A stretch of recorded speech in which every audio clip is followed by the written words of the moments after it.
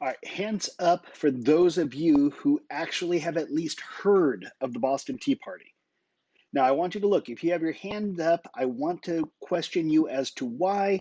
Since I can't see you, this is a recorded YouTube video. But anyway, we'll move on from there.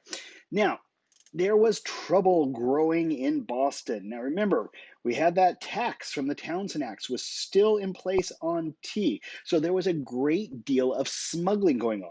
You also have to know at this point in time, it was the British East India Company had a complete monopoly on tea coming into the American colonies.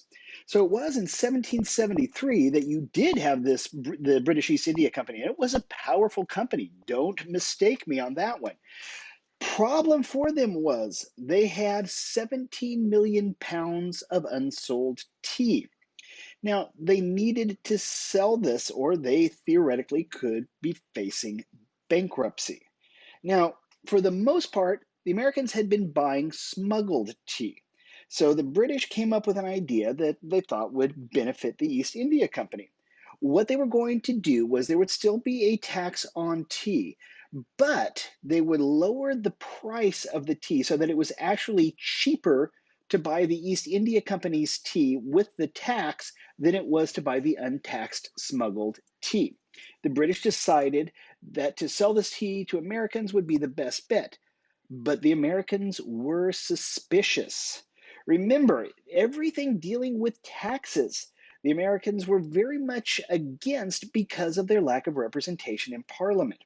So they saw this as a shabby attempt to try and trick them with the bait of cheaper tea plus a tax. And as a result, they weren't going to buy it. They would rather pay the extra money to buy smuggled tea than to buy the tea from the British East India Company.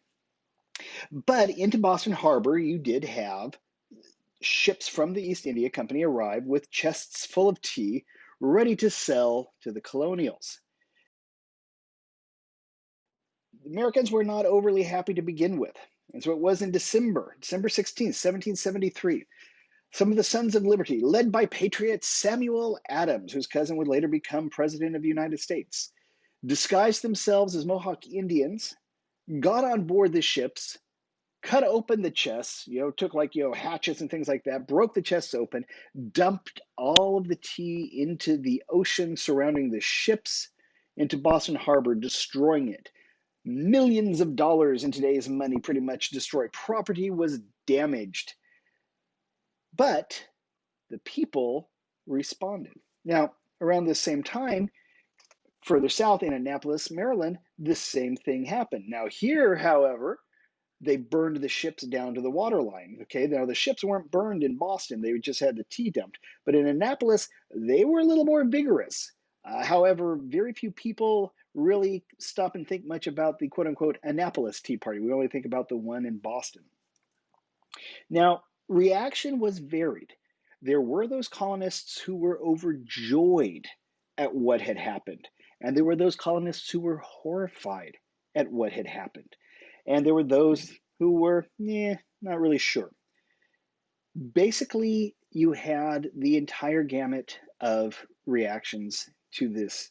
Now, the Patriots, of course, they thought it was wonderful. They wanted to keep pushing.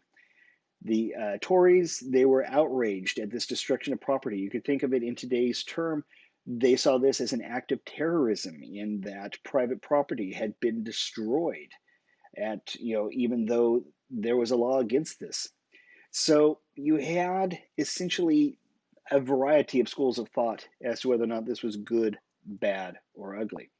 Now, Edmund Burke, a Whig politician in Britain, declared that to tax and to please, no more than to love and be wise, is not given to men.